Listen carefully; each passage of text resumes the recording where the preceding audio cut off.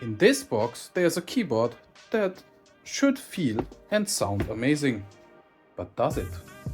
But what is in the box? There's a black USB cable, 3 extra switches, which is really nice, keycap and switch puller, like always, some stuff for the gasket mount and extra screws, ooh, and an extra plate. Oh boy, does this thing feel and look premium. Let's get to the sound test.